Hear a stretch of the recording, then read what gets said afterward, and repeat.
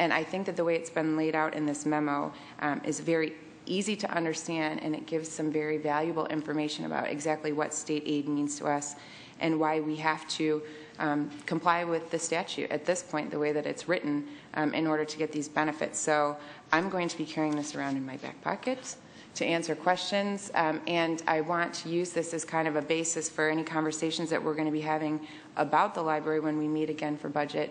So we're not hearing some of these things for the first time, and we're not spending time on issues that we've already looked into and have an answer on. So hopefully if this spurs any other questions or ideas from other members of council, I would hope that we can get that to the appropriate person, and we can move forward to get additional answers should they be needed for us to meet for our study session on the budget.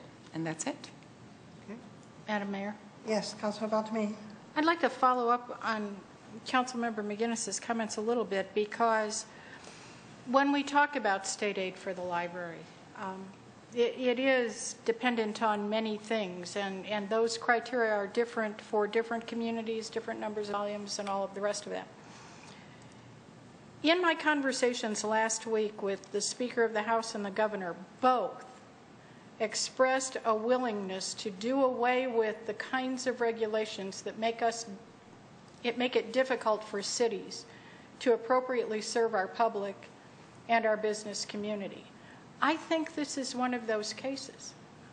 And I think that rules that were promulgated when people literally had to drive to a library to do business and are holding us to an hour format and circulation format and all the rest of it today are due for a change. And I would like to see us have a conversation about what we might ask the legislature to do specifically to change those laws so that we could perhaps run a library that would serve our citizens that didn't have to be open 55 hours a week to get full use of our library. And maybe it does, or maybe there are some other things that would lower our costs for doing that if the law was changed. So that will take a professional opinion from staff. And this is council comments, so we cannot make a resolution for that, but I would ask you to think about a consensus on that idea. Okay, any other items? Mayor Pro Tem Kerwin? Just to follow up on the library, two things.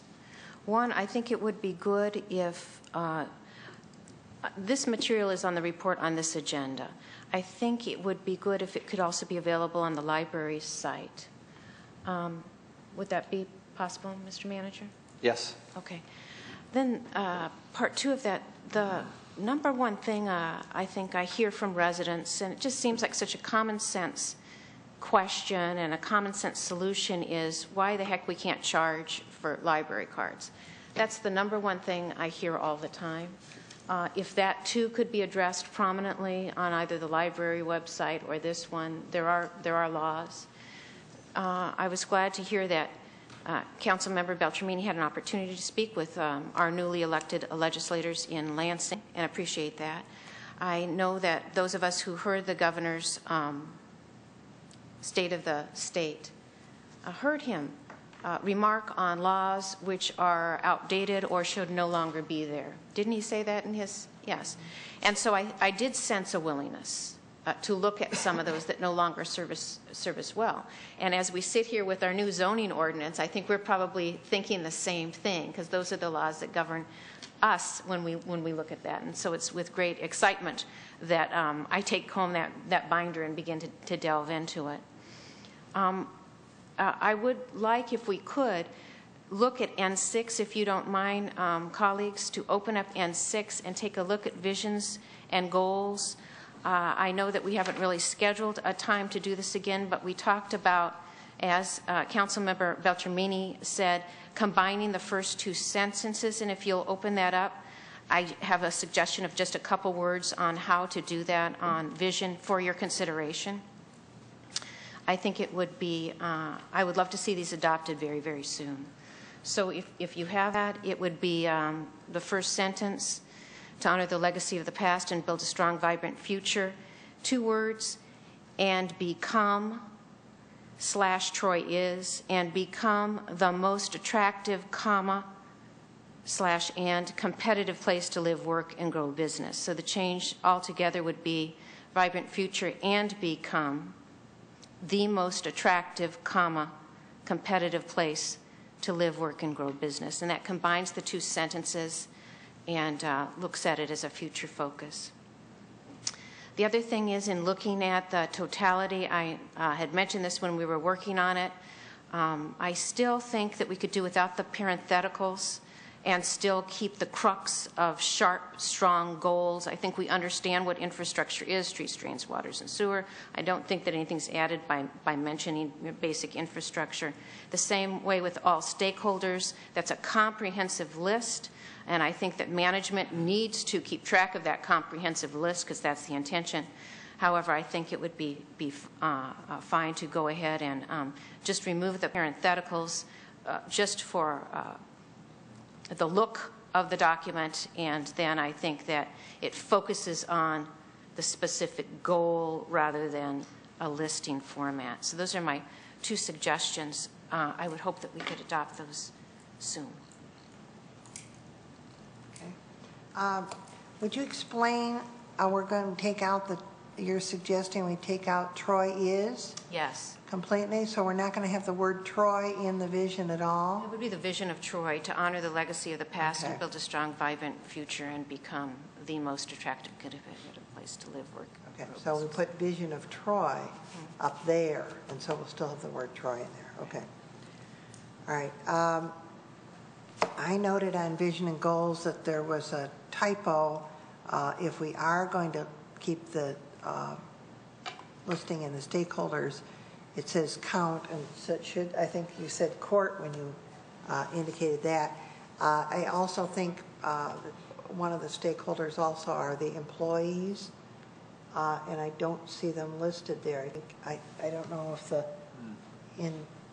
intention was to have them in there, but I remember we had some discussion about having something about employees in a positive nature in our vision and goals. So I'd like to see that in there. Any others on comments from council on the reports, or any other? Madam Mayor? Yes, Councilman Beltrame. And I know I've had the floor, but if we're discussing the vision and goals, right. The very last line says, market the advantage of living and working in Troy. I believe that there are advantages in living and working in Troy, and that everyone should not find one single advantage. I think there are multiple ones of that.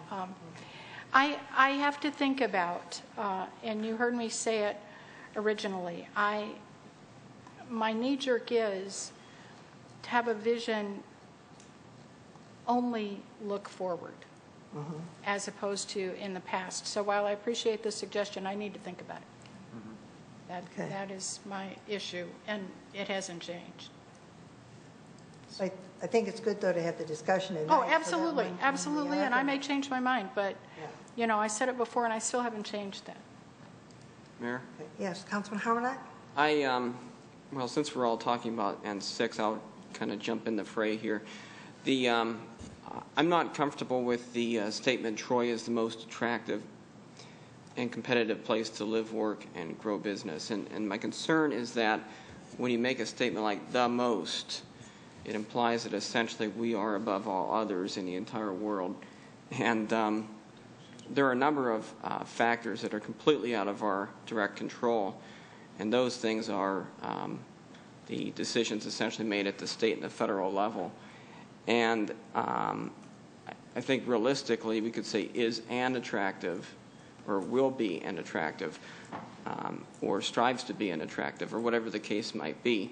But I don't want to say something that, you know, we are burdened with the Michigan business tax. We're burdened with a significant number of corporate burdens on regulation and tax at the state level. And clearly, at the national level, you know, countries like Canada and even Germany and essentially the entire Western world outside of Japan has a lower corporate tax structure, and that's not anything that we on the City Council have any direct authority over. And so the question really becomes, how do you benchmark a statement like that? And the first part of it about honoring the legacy of the past and building a strong, vibrant future, I'm very comfortable with. And then finally, if we can just bring back one of the, I guess, objectives, if you will, relating to efficiencies or cost savings that we had discussed. I had thought about it over the ensuing weeks and do think that it has become and will continue to become an integral part of essentially our public policy is how do you create a sustainable city. I think we need to have something in there. And I don't want to rummage through my documents, but I just wanted to make that comment. Madam Mayor? Yes. Mayor Pro Tem Kerwin? I'm just wondering if the council member would look at the second goal in the big bold print. Is it more than that that's needed? You mean where it says provide effective and efficient local government? Yes. Mayor, I just think that we need to be very clear about how we're going to do it, and so I would prefer to see an additional bullet there, yes. Well, remember the other thing is we were doing these goals and then staff is going to come back with the next step of the objectives of how to achieve those as we've done before, and perhaps some of that would be delineated even more in those sections. And then, Yes, Mayor Pro Tem Kerwin? and again, this is an opportunity. We actually have a kind of an early night, so rather than having a whole other study session, perhaps Do we we can... need to take a break and then come back to this item? Almost done. All right, I think we're almost all right, finished. okay. Just to cogitate on. The reason, again, that the vision that Councilmember Hauerleck said he was comfortable in is because it embodies Troy. And the second part is something that is a vision statement that I've seen as a cookie cutter thing that many other municipalities say. We want to become an attractive place to live, work, and grow business, or even you can hear it from the chamber.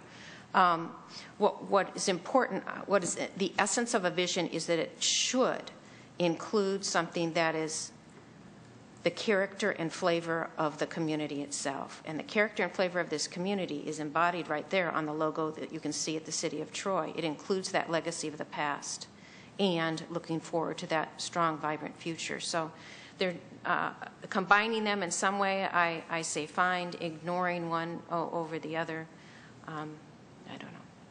Okay. I did note that in looking over the Prosper magazine that we received from Oakland County, our latest, if you read what the sections on the different cities that are in there, you will see that how they put the flavor of their particular city. I don't know that they have a vision and goal or vision statement in each one at this point, but that's a good comparison there to see. And we have a section in there that's very well done. I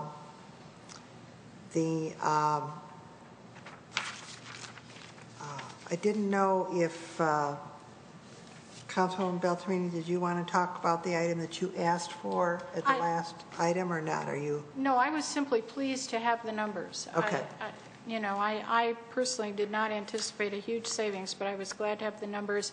And I am especially glad to have the correction that was laid on the table, that $109,000 does in fact encompass a year, not 2 months.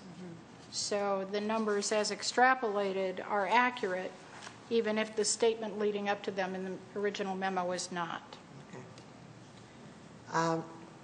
I think one thing that is good about having many reports in this particular agenda of items that we've talked about and asked for is that we as council members can say to the community as we go to organizations or as we go to see individuals and say, please go to the council agenda and look at the reports that are in there. There's a wealth of information about subjects that you're interested in and data that is there.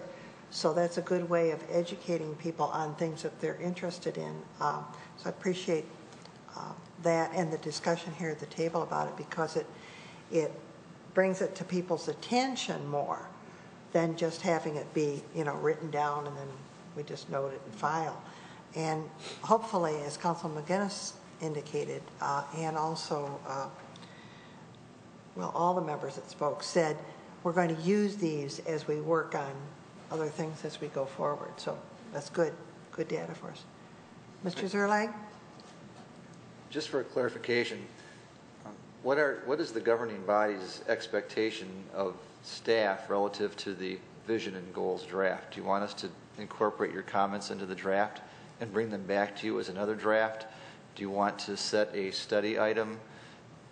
What would you like us to do with this now? I don't know how others feel about having a study item on it. I think that it should be a council agenda item. We've talked about changes things we might like to see happen, and then we could vote on it. I don't know. Do you feel that you need a study item again on it? How do you all feel?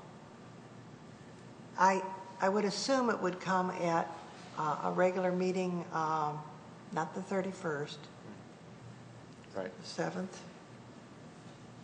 I know we're going to have some other items there on the 7th, but it was something we wanted to get done, so we could move on. So that's my feeling. Others can speak about how they feel about it.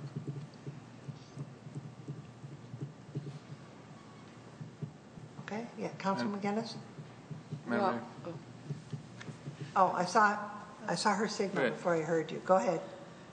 Well, it sounds like there's a couple of minor changes that we can probably agree on, but I'm not sure, do we want them to bring back something that we're going to vote on if it sounds like there's still a few things that we need to finalize? I don't know. I think the direction that I would like to give them, we have to come up with the language that we're all going to support, because I will be darned if we spend all this time working on this and it gets up here and somebody doesn't, there's a word missing and they can't support it. That will really bother me. So I want to make sure it's a document that we all support. If there are a couple minor changes, obviously I think Councilman Hawrylak's comment about adding something that refers to sustainability is not anything that I personally would object to. I mean, I'm sure we would need to see the language, but if there are some minor tweaks that we need to make so we can vote on it, and then it's my understanding, based on how it's worked in the past, that we would ask staff to devise some metrics in terms of how to measure that.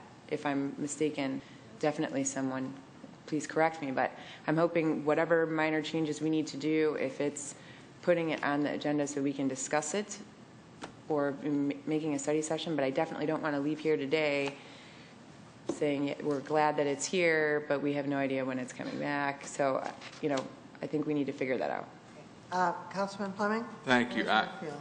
I concur, and that's what I was about to say. We don't want to put all this time into it and then put it to staff and us not all agree. I think we need to be in 100% agreement with these visions and goals. So I would propose that we do have a quick study session just to tweak the language rather than put it on the back of staff to come back and us keep tweaking it. I think we should have a quick study session whenever the agenda can accommodate. The problem is the timing of that. The next meeting is the 31st is all on the ICMA report. Then for February 7th, we have the regular meeting, and then we have the budget study meeting following. So that would put it to the next meeting yet. The other thing that can occur is that staff could send to us the changes as suggested. It'll give us think time, and we could respond back to the city manager if we're comfortable with it the way that it is in an email, and then we'd know whether it will come to the agenda or not. Does that sound good? Because I'm afraid if we wait to have a quick study session, we're not going to do it till February, when is it, 21st or something like that? And then something else will come up in the way.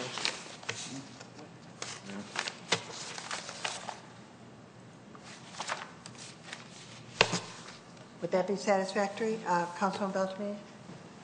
I think that's fine, and I think probably it could come out in our FYI packet Friday, and then if anybody had any concerns, we'd see you Monday night. We'd see each other Monday night. Right. And we could respond so that you would have it in timely fashion for the February 7th agenda. Okay. It's fine. Okay. Okay. Mr. Zerlake? We can certainly make that happen, can't we, Tony? Excuse Just me? say yes. We all said. Yes, we can make that happen.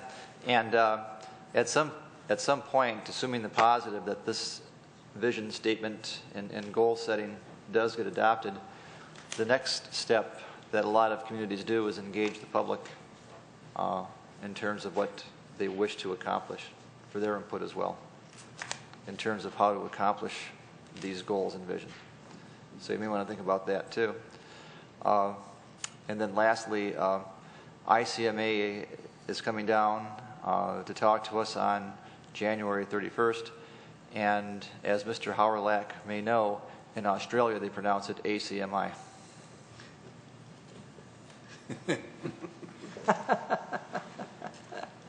Okay. We have our the zoning ordinance here. Was Mr. Miller going to say something about that? And if he is, I need to take a break before we get. I know we're going to have a Closed session. closed session. It'll be up to City Council, just that it's Do you need any comments? if you want a 5-minute primer from Mr. Miller, then take a break. If not, no. We'll just say that it's a Need him to. monumental effort. Yes. And the outcome is that it is it'll help us create an environment of investment for the building and development community and streamline our processes for new development and redevelopment. It'll also make it easier to read and comprehend for the residents. And it is a monumental effort, and I would like to thank the staff and the Planning Commission for all the effort and work that's gone into it, and we appreciate it. Okay, if there are any other, yes, Councilman Howard? I just wanted, I need about 2 minutes here. I wanted to just take a minute here to follow up on something I said the last meeting. And so as not to confuse the issue, I would like to speak out and clarify some comments that I made at the last City Council meeting. The allegation was made that I claimed city employees are overcompensated. In response, I mentioned that I had made no such claim. Indeed, whether or not someone is overcompensated, undercompensated, or adequately compensated is a relative issue. Indeed, most people tend to feel that they are undercompensated, particularly those whose work product is impeccable. As for the current situation in our city government, clearly someone on the employer side felt that the compensation afforded to employees at the time of compensation setting was fair and adequate. So really the issue at hand has nothing to do with whether employees are overcompensated, undercompensated, or adequately compensated. The fact of the matter is that we have a certain amount of resources that we are able to allocate to employee compensation. That amount, for better or for worse, is shrinking. And since the city manager himself has pointed out that over 70% of municipal expenditures are personnel related, the only way that we can survive this period of contracting resources is to shrink our costs accordingly. We should strive for an ideal and amicable result.